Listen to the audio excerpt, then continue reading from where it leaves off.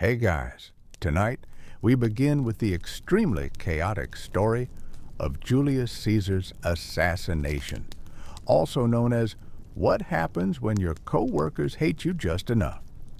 So before you get comfortable, take a moment, like the video, and subscribe, but only if you genuinely enjoy what I do here.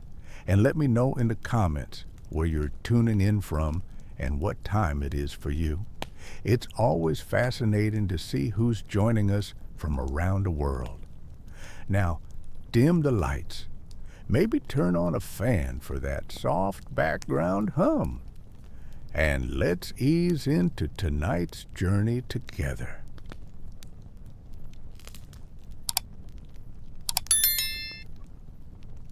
Long before Julius Caesar decided to upgrade Roman politics, the Roman Republic loved telling everyone how healthy and functional it was. Senators boasted that their ancient system of checks and balances kept everything stable. In reality, by the 1st century BC, the Republic was about as stable as a three-legged table on a slanted floor during an earthquake. But sure, stable. Rome had expanded into a massive empire, yet its political system remained the same fragile antique built for a city-state. Imagine running a global corporation using a rule book designed for a lemonade stand. That was Rome. The Senate kept insisting nothing was wrong while entire provinces caught fire in the background. Corruption everywhere. Bribery, a lifestyle, political alliances. They dissolved quicker than a Roman marriage with no dowry involved. Senators switched loyalties so often that even they couldn't keep track of who they were betraying on any given Tuesday. The Republic wasn't dying. It was performing a very dramatic, very unconvincing impression of being alive. Enter Julius Caesar. Charismatic, ambitious, terrifyingly competent, and possessing more political energy than an entire Senate full of men who hadn't seen a battlefield since their last hunting accident. Caesar didn't politely join the system. He crash-landed into it with reforms, popularity, and an ego large enough to be visible from Gaul. To ordinary Romans, he was the hero they didn't know they needed. He lowered debts, handed out land, expanded citizenship, and threw lavish public games because nothing wins hearts like free entertainment. The people adored him so much that the Senate began experiencing symptoms of a previously unknown medical condition called widespread panic. To the Senate, Caesar was a walking red flag. Not because he was dangerous, though he was, but because he was effective. Roman politicians were used to colleagues who achieved very little over long periods of time. Caesar achieved everything over breakfast. He didn't just challenge the old political order. He exposed how flimsy it was. The Republic's institutions weren't collapsing because Caesar attacked them. They were collapsing because Caesar leaned on them slightly. And suddenly, everyone heard cracking sounds. The senators realized something terrifying. Caesar wasn't trying to destroy the Republic. He was simply showing how destroyed it already was. And nothing threatens an old crumbling system more than a man who proves it's crumbling. Before Julius Caesar became Rome's biggest political problem, he was Rome's biggest overachiever. The kind of guy who doesn't just complete the assignment, but redesigns the rubric, rewrites the syllabus, and wins Teacher of the Year. If Rome had a most likely to accidentally become Supreme Ruler award, Caesar would have hung it on his wall next to his military trophies. Caesar wasn't born powerful. He built everything himself. Reputation, wealth, alliances, and enemies. Lots of enemies. He climbed the Roman political ladder so aggressively that the ladder filed a workplace complaint. By the time he reached his mid-career, Caesar had everything senators feared in one person. Ambition, intelligence, charisma, military genius, and the ability to make the public love him without even trying. A modern politician would kill for that skill. Senators in Caesar's time literally did. But what truly made Caesar dangerous wasn't just his talent. It was the shocking fact that he delivered results. While most Roman politicians specialized in speeches that said nothing and accomplished even less, Caesar went out, conquered Gaul, wrote a bestseller about it, and sent the Senate updates that basically said, "Still winning, wish you were here." His military campaigns were so wildly successful that Rome ran out of ways to brag about him. Meanwhile, his soldiers adored him because he shared their hardships, won their battles, and didn't make them do PowerPoint presentations. They marched with him, not out of duty, but because he was the kind of commander you'd actually follow into a war zone, or at least into a mildly concerning forest. The problem: no man in Roman history had ever become that popular that quickly, and nothing alarms politicians faster than someone the public likes more than them. Caesar's victories gave him massive wealth, unmatched influence, and legions of loyal soldiers, which from the Senate's perspective was basically a checklist for potential future dictator. The Senate wanted generals who remained humble, controllable, and preferably far away. Caesar was none of these things. He was successful, charismatic, and dangerously close to being unstoppable. By the time Caesar finished conquering Gaul, he didn't just return to Rome with treasure and glory. He returned with momentum, dangerous momentum, the kind of momentum that made senators wake up at night in cold sweats, whispering, "Please, Jupiter, let him retire quietly or at least move to Spain." But Caesar wasn't retiring. He wasn't slowing down. He was only getting started, and Rome was not ready. By 50 BC, Julius Caesar had achieved something truly dangerous in Roman politics. He became too successful to ignore and too powerful to control. The Senate tried to contain him the way you might try to contain a tornado with a bedsheet. Caesar had armies, victories, popularity, and ambition, which in Roman political terms is the same as writing, "Please exile or assassinate me on your forehead." The Senate's solution was simple: order Caesar to disband his army and return to Rome alone without the legions that adored him. They essentially said, "Come back unarmed. Promise we won't hurt you." Caesar, being smart, recognized this as the political equivalent of, "Come into the alley. We just want to talk." Meanwhile, Caesar's enemies, Pompey and the Optimates, gathered in Rome, sharpening their legal daggers, salivating at the prospect of prosecuting him the moment he stepped foot in the city. Not because he was guilty of anything. Well, he was, but so was every senator, but because eliminating Caesar would restore their power. They feared him not for his crimes, but because no one looked good standing next to Caesar. So Caesar stood at the edge of the Rubicon River in 49 BCE, staring across the water like a man contemplating whether to press send on a dangerously honest text message. Roman law was clear. A general crossing into Italy with an army was treason, automatic civil war, instant chaos. 0 takes his backseas. Caesar paused, took in the moment, and then crossed anyway. Legend says he uttered a "Lea iacta est," the die is cast. The more accurate translation might be, well, here we go. With that single step, Caesar declared open defiance. The Senate panicked. Pompey panicked. Basically, everyone except Caesar panicked, and Caesar didn't panic because he had something Rome feared most: confidence backed by competence. As he marched south, cities surrendered instantly. Many welcomed him. Others hid behind curtains, pretending not to be home. Caesar wasn't just crossing a river, he was crossing into political immortality.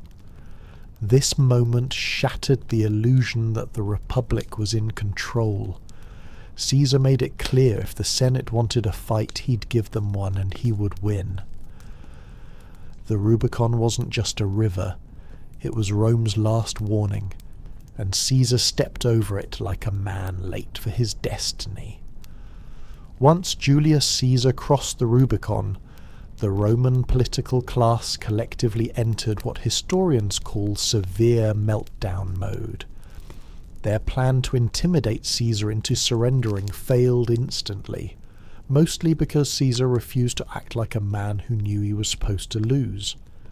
Meanwhile, Gnaeus Pompeius Magnus, Pompey the Great, stepped forward as Rome's designated hero, which sounded impressive, except Pompey was no longer the unstoppable general he once was.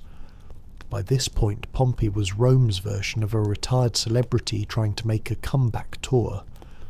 Pompey had seniority, prestige, and a resume full of conquered continents. But he lacked one crucial thing: momentum. Caesar had just spent 10 years winning battles in Gaul. Pompey had spent the same 10 years winning Senate arguments and avoiding paperwork. These were not equally transferable skills. Still, the Senate placed all its hopes on him. They handed Pompey command of Rome's armies and said, "Fix this." Pompey, realizing he was not emotionally prepared to fight Caesar on short notice, did what any self-respecting military leader would do. He evacuated Rome immediately and told everyone it was part of the strategy. His grand plan, retreat to Greece, gather reinforcements, and fight Caesar from a safe distance, ideally a very safe distance.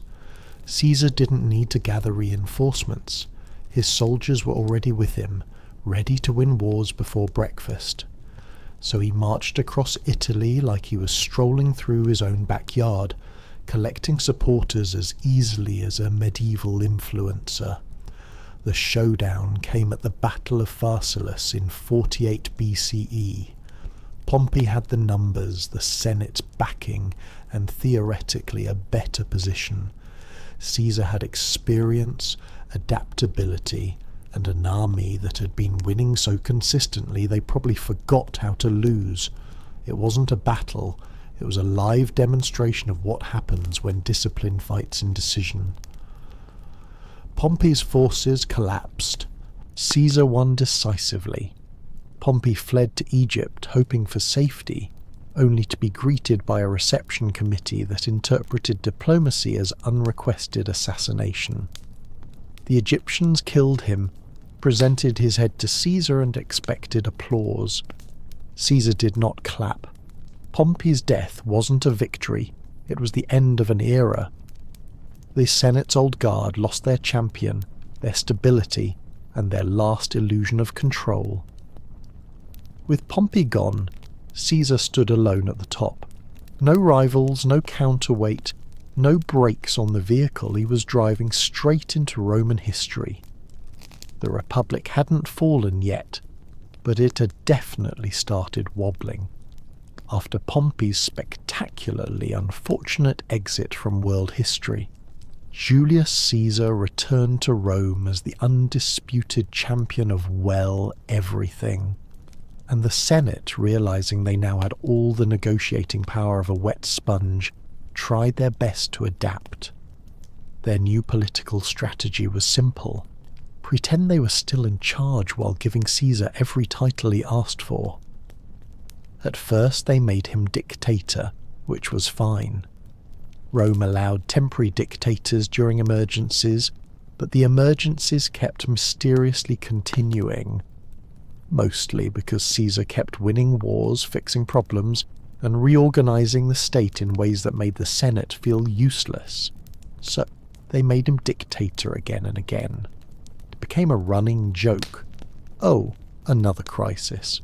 Better give Caesar absolute power until it's sorted. The Senate was basically auto-renewing his subscription. Then came the final promotion, Dictator Perpetual, dictator for life. This was the political equivalent of slapping a yes. I am basically king sticker on Caesar's forehead and telling the Senate to be cool about it. To Caesar, this new title made perfect sense. He needed uninterrupted authority to rebuild a republic that was collapsing faster than a badly constructed Roman roof. He wanted stability, efficiency, and the ability to make decisions without asking permission from 50 men who couldn't agree on lunch. To everyone else, this title was a flashing neon sign reading, "Monarchy Incoming." Romans hated kings with a passion normally reserved for tax collectors and people who cut in line. Their entire national identity was built on not having a king. You could threaten Romans with famine, war, or plague, and they'd hold steady, whisper, "Rex, king," and they'd sprint into the streets screaming. So when Caesar sat on a golden chair, wore special robes, got his own month in the calendar, and had statues of himself placed next to the gods. Let's just say perceptions were not great. Some senators saw ambition turning into dominance. Others saw dominance turning into tyranny. All of them saw their personal influence evaporating like cheap wine in the summer. The Senate began imagining a future where Caesar ruled indefinitely. Their power shrank to decorative, and the Republic became a museum exhibit labelled, "Look what we used to have." The idea of Caesar as dictator for life didn't just frighten them. It convinced them that if they didn't act soon, they would become irrelevant relics of a political system Caesar was already reinventing. And nothing terrifies a politician more than irrelevance. If there was one word that could send Romans into a full psychological meltdown, it was king. Romans feared kings the way modern people fear unexpected phone calls with immediate suspicion and the urge to flee. The entire Roman Republic was built on the proud memory of kicking out their last king centuries earlier. They didn't just dislike monarchy, they treated it like a hereditary curse. So when Julius Caesar began acting a little too regal, senators started sweating through their taggers like they were trapped in a sauna staffed by their political enemies. To be fair, Caesar didn't wake up one morning and declare, "I am your king now, deal with it." He wasn't an idiot, but he did accumulate honours with such enthusiasm that Rome began to look less like a republic and more like a soft launch monarchy. It began subtly. A special chair here, a fancy robe there, a statue placed among the gods, a month named after him. Classic humble behaviour. The Senate kept handing him honours because telling Caesar no was increasingly hazardous to one's career longevity. And Caesar being Caesar accepted everything. Why not? If people want to hand you symbols of divine authority, declining them feels almost rude. But to everyday Romans, these honours were raising red flags the size of naval sails. Then came the infamous Lupercalia incident. During a lively public festival full of running, shouting and ritual weirdness, Mark Antony dramatically tried to place a royal crown on Caesar's head. The crowd reacted instantly, not with cheers, but with the ancient Roman equivalent of absolutely not. Caesar theatrically refused the crown twice, as if auditioning for the role of reluctant monarch who totally isn't enjoying the suspense, but the damage was done. The people didn't trust Antony's performance, and the Senate didn't trust Caesar's refusal. Everyone saw it for what it was, a test balloon to see how Rome felt about crowns. Spoiler. Rome hated crowns. Rumours exploded across the city. Caesar wanted to be king. Caesar planned to make Rome a monarchy. Caesar would soon rule like the old tyrants. It didn't matter whether the rumours were true. Political fear works faster than political truth. Senators already worried about Caesar's growing power now saw him as a man drifting dangerously close to the one taboo Rome could not tolerate. The Republic survived corruption, civil wars, riots, and endless incompetence. But a king, that was the final straw. To them, Caesar wasn't just becoming powerful, he was becoming un-Roman, and that in their minds was a crime worthy of steel. If Rome had an unofficial motto during Caesar's rise, it was, "We love powerful men until they actually become powerful." The Senate was full of aristocrats who adored prestige, but despised competition. Their egos were huge, their accomplishments modest, and their tolerance for anyone outperforming them was approximately zero. Enter Julius Caesar, a man who made every senator look like they had been running Rome on autopilot for the past 50 years. The Senate didn't just fear losing political control, they feared losing relevance. And in a world where public honour was the currency of existence, irrelevance was a fate worse than bankruptcy. Caesar's victories made the Senate's achievements look like glorified internship credits. Worse, Caesar began doing the unthinkable. He bypassed the Senate entirely when solving problems. When senators stalled, Caesar acted. When they bickered, Caesar delivered. When they wrote long speeches criticizing him, Caesar wrote short laws that replaced them. He made the machinery of government move again, which was great for Rome, but deeply inconvenient for men who preferred the machinery rusted, jammed, and under their control. This is where the Senate's ego kicked in, hard. Some senators genuinely believed Caesar threatened the Republic. Others were upset that they weren't getting invited to the good banquets anymore. Many feared that Caesar's popularity with the masses meant their political opinions were becoming optional, like the fine print on a loan contract. Even worse, Caesar forgave his enemies. This act of mercy meant to unify Rome only terrified them further. A forgiven enemy is not a safe enemy. It's a man who knows you owe him your life and can take it back whenever he chooses. The Senate felt like a group of cats being kindly petted by a man holding a knife just in case. That's when the conspiracy began forming.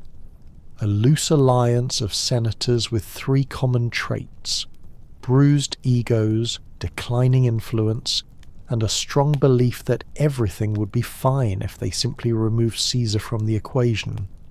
This belief required optimism so powerful it deserved its own shrine. They convinced themselves they were heroes, liberators, guardians of the Republic. In reality, they were overconfident aristocrats, terrified of the fact that Rome's most capable leader wasn't them. The Senate told themselves they were saving Rome from tyranny, but deep down many were saving Rome from something far scarier to their pride. A future in which Caesar succeeded without them.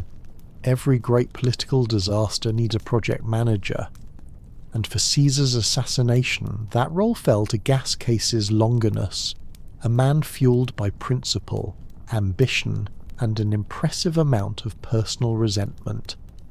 If Caesar was the sun, Cases was the guy standing in the shade muttering, "It's too bright and I hate it." Cases was not a fan of Caesar, not a casual critic, not a passive-aggressive colleague. He detested Caesar with the intensity of a man who'd been outshone one too many times at staff meetings. Some of this hatred came from ideology. Cassius claimed he was defending the Republic. Some came from pride. Caesar's rise made Cassius look like a supporting character, but a surprising amount came from jealousy. Cassius genuinely believed he was the better general, the better politician, and probably the better dinner guest. Unfortunately for him, history disagreed loudly. Still, Cassius possessed something dangerous. intelligence. He wasn't the strongest senator, nor the most popular, but he had the one talent every conspiracy needs, the ability to recruit people who will actually do the dangerous parts. Cassius could walk into a room of anxious nobles and walk out with 3 new volunteers and a rough timeline for regime change. He began quietly assembling a coalition of senators who shared 2 things: fear of Caesar and high self-esteem. This was easier than you'd think.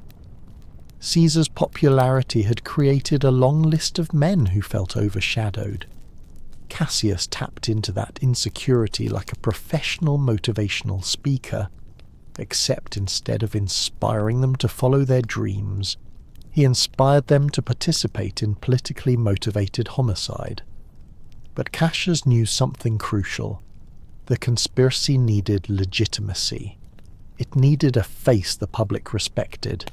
It needed Brutus, Marcus Junius. Brutus was descended from the man who overthrew Rome's last king. His family name screamed protector of the Republic the way modern brand names scream influencer sponsorship. If Brutus joined the cause, the conspiracy would transform from a grumpy aristocrat stabbing club into a noble crusade. So cases courted Brutus relentlessly, complimenting his virtue, praising his wisdom, and subtly suggesting that Caesar might be a little too kingly for comfort. Cassius was basically the world's first political influencer sliding into Brutus's DMs with messages like, "Hey, want to help save Rome?" Cassius didn't invent the conspiracy. He organized it. He branded it. He gave it purpose. Without Cassius, Caesar might have lived longer. With cases, the Senate had a plan. Reckless, dramatic, and doomed in the long run, but a plan nonetheless. If Cases was the brain of the conspiracy, then Marcus Junius Brutus was the moral window dressing. The decorative fig leaf meant to hide the fact that the assassination was mostly driven by ego, fear, and severe professional jealousy. Brutus didn't join the plot because he was ruthless. He joined because everyone kept telling him he should. Brutus was intelligent, philosophical, and idealistic. A man who quoted Plato while other senators were still arguing about seating arrangements. His reputation for virtue was so strong that people assumed he woke up each morning glowing faintly with civic righteousness. If Rome held a poll for most likely to die for the Republic, Brutus would have won in a landslide. Cases knew all this and exploited it like a marketing executive. He needed Brutus. Not because Brutus was a brilliant strategist, he wasn't, but because Brutus's presence made everything look respectable. If Brutus said, "Yes, let's stab the dictator," then surely it must be the noble thing to do.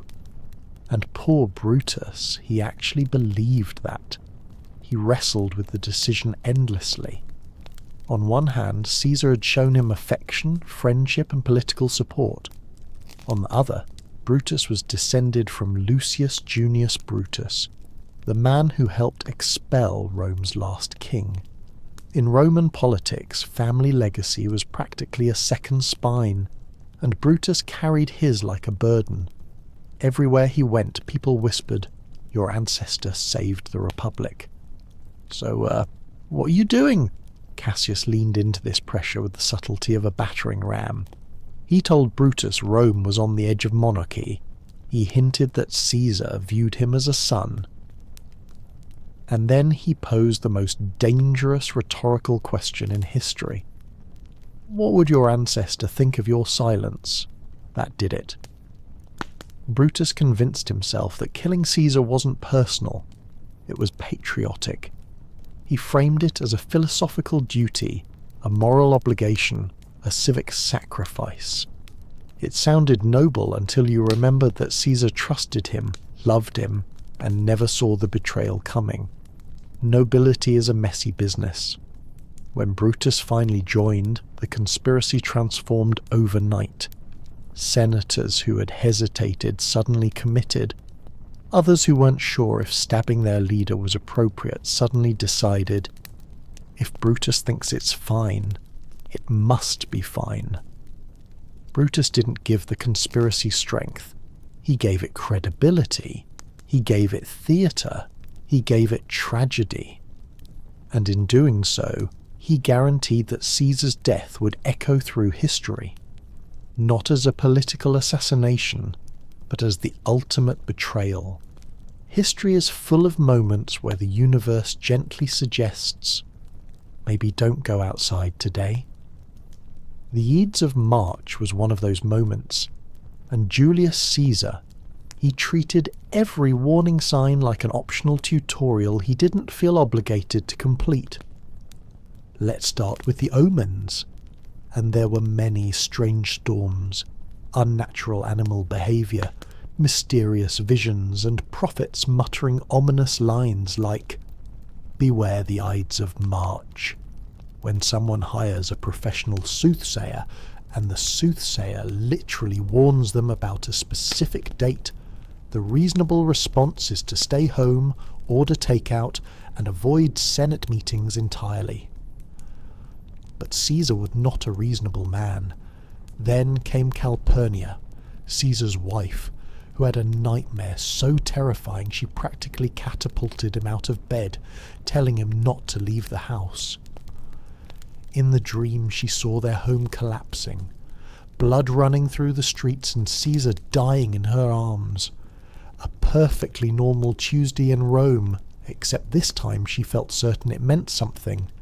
She begged him to cancel his appearance at the Senate. She pleaded. She threatened.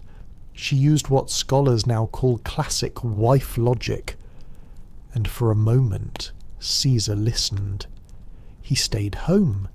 He agreed the omens were concerning. He even told his officials he wouldn't be attending the Senate that day. Then Decimus Brutus, one of the conspirators, arrived to ruin everything. With the confidence of a man actively participating in important villain, Decimus told Caesar that the Senate would interpret his absence as weakness, that staying home over a bad dream would make him look ridiculous, and that the senators were ready to honour him. Caesar, who never met a compliment he didn't enjoy, found this argument far more appealing than supernatural warnings, and his wife's very reasonable fear. So, he changed his mind again. He stepped outside, ignoring the prophets, ignoring Calpurnia, ignoring the sheer density of omens Rome had generated in the past 12 hours. One friend even tried to hand him a written warning detailing the assassination plot. Caesar, in a masterpiece of tragic irony, stuck it in his pile of letters to read later. Everything in Rome screamed, "Julius, do not go to the Senate meeting today." And Caesar responded with, "Let me just check one thing real quick." The Ides of March wasn't fated, it was preventable. But Caesar chose pride over caution, politics over safety, and public image over intuition. And history, watching from the sidelines, quietly prepared the most famous plot twist of the ancient world. The morning of the Ides of March should have been suspicious from the start. Julius Caesar headed toward the Theatre of Pompey, a building named after the man he defeated in the Civil War. This was already a bad vibe. Imagine attending a meeting in a conference room dedicated to your ex-rival, whom your employees accidentally eliminated. That's not a location. That's foreshadowing. As Caesar approached, a crowd gathered trying to hand him letters and petitions. One of those letters contained a detailed warning about the assassination plot. Caesar, being extremely efficient in all areas except reading important documents on time, tucked it away like spam mail and promised himself he'd check it later. Spoiler, he would not.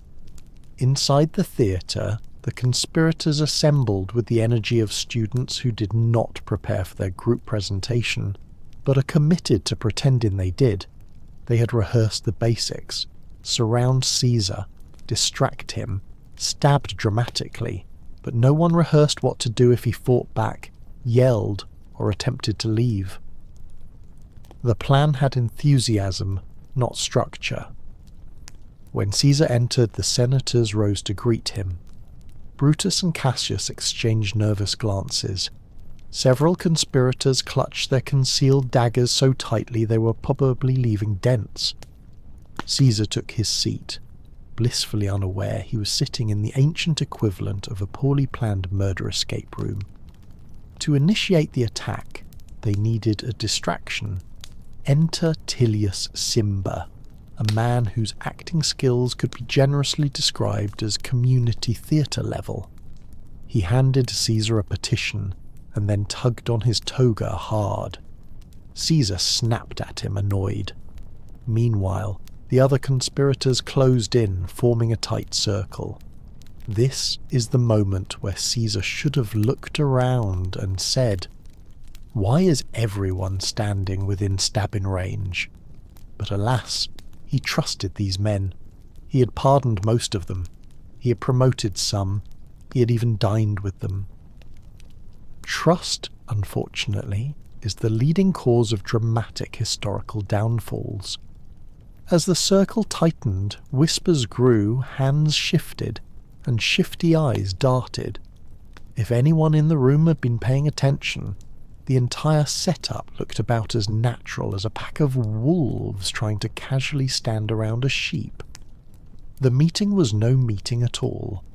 It was an ambush disguised in political ceremony, and Caesar, confident, unprotected, and surrounded, sat in the centre of it like a man about to learn the world's most painful lesson in workplace safety.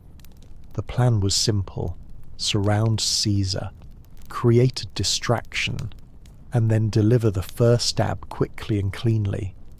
Unfortunately, the conspirators did not account for one crucial variable. Servilius Casca, the man assigned to make the first move, was absolutely terrible at being an assassin. Casca stepped behind Caesar, dagger hidden inside his toga, the weight of history resting on his shoulders. He had one job: stab the most powerful man in Rome.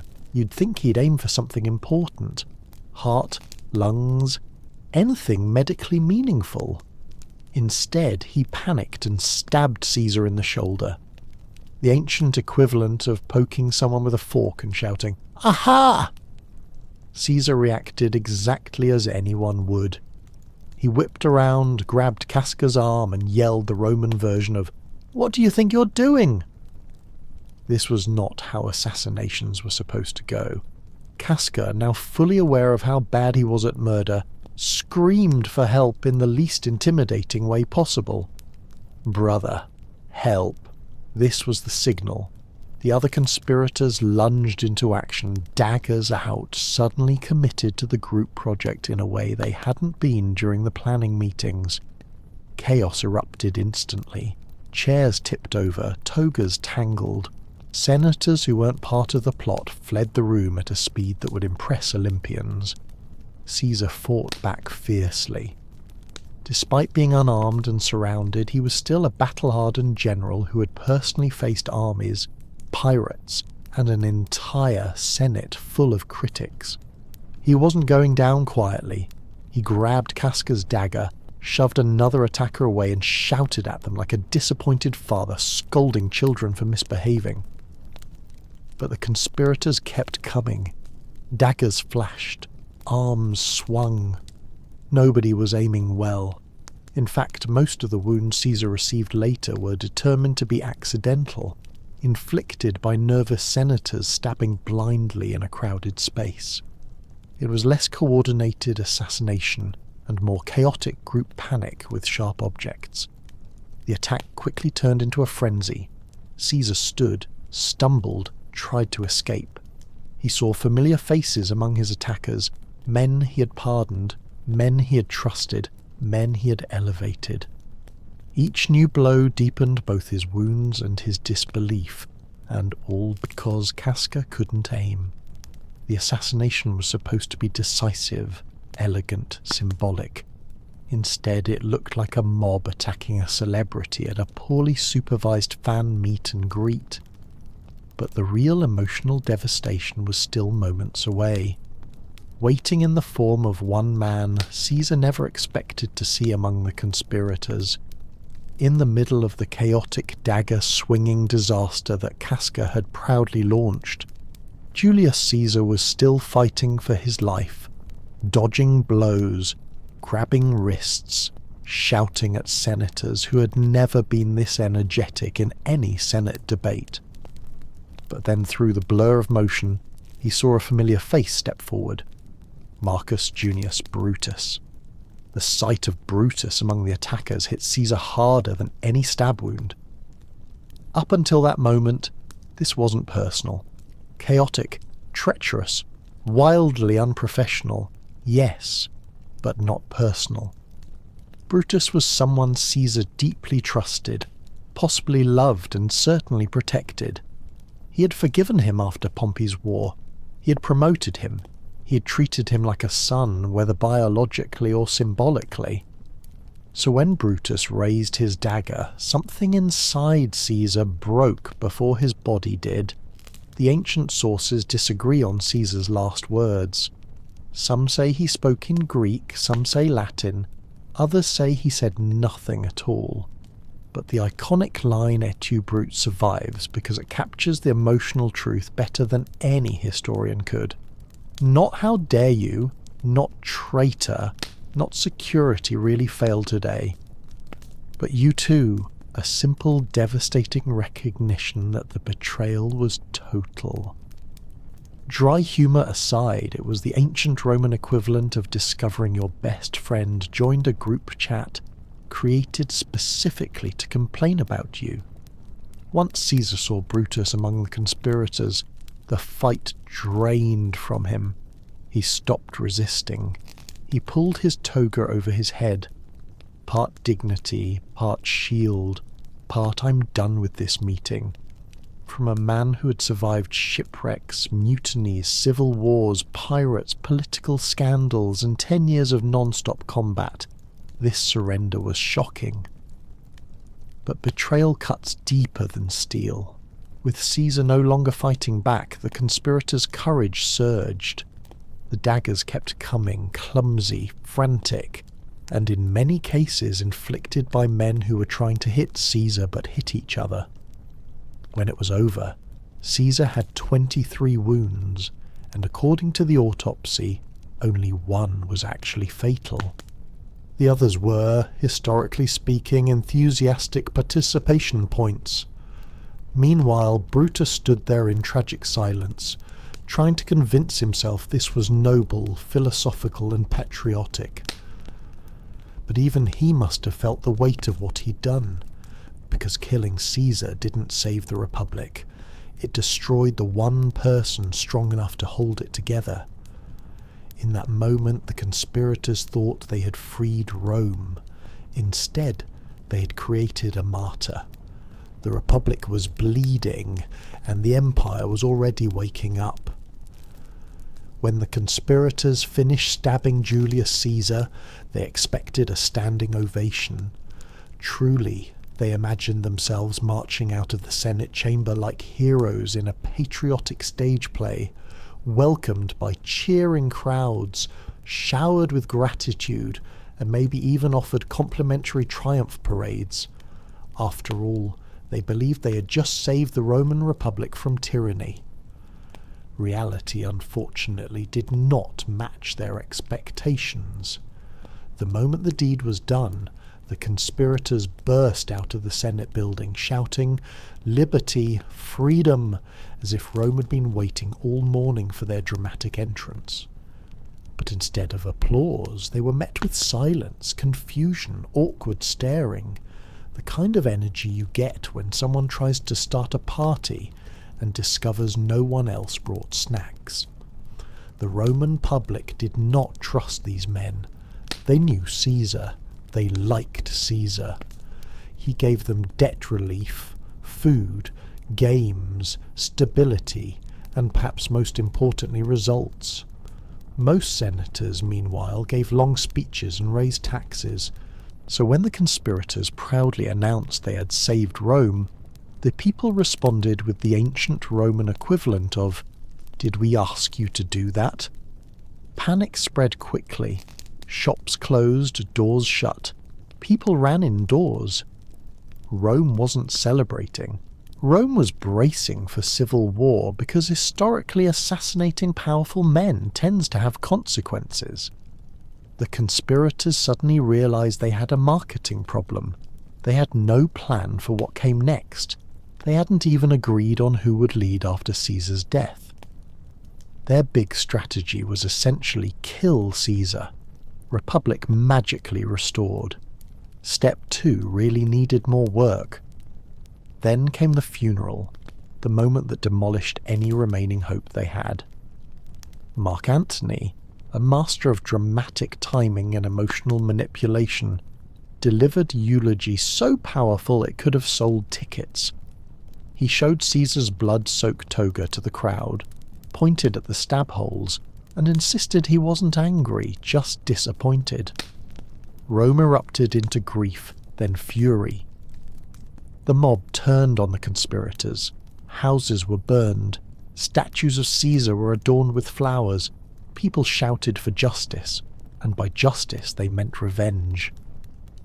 The liberators suddenly found themselves hiding behind locked doors, wondering how their brilliant plan had unravelled faster than a cheap toga in the rain. In killing Caesar, they didn't save the Republic. They destabilized it completely. They lit the fuse of civil war. Rome didn't gain freedom. It lost its last chance at peaceful reform, and the men who claimed to preserve the Republic had just ensured its destruction. By the time the conspirators realized their save, the Republic plan had the structural integrity of a wet papyrus scroll. It was too late. Julius Caesar was dead. Rome was furious, and the political vacuum he left behind was large enough to swallow the entire Senate whole. The conspirators had assumed that once Caesar was gone, the Republic would magically return to its golden age. Instead, Rome behaved exactly like a state that had just watched its most competent leader get stabbed 23 times by men who couldn't plan an escape route. Into this chaos stepped a quiet, calculating 19-year-old, Gas Octavius, better known as Octavian, Caesar's adopted son and heir. The conspirators barely noticed him at first. They thought he was a polite teenager with delicate health and no real power. Cute, adorable, harmless. This was a mistake. Octavian possessed all of Caesar's intelligence with none of his mercy. While the conspirators were still arguing over who should speak at public meetings, Octavian was quietly building alliances, winning supporters, and taking control of Caesar's armies. He didn't shout for liberty or try to rally mobs. He simply rolled up his sleeves and began doing politics the same way Caesar did war, efficiently and with terrifying precision. Then there was Mark Antony, Caesar's loyal friend and veteran general. Antony wanted to avenge Caesar, seize power, and possibly drink his way through half the Mediterranean in the process.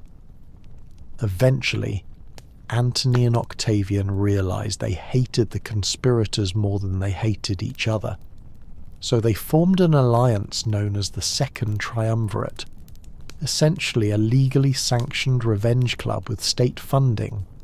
Their first order of business: hunt down every last conspirator.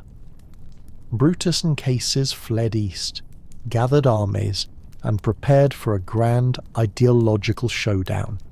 Instead, they were crushed at the Battle of Philippi, a defeat so total that both chose suicide over capture.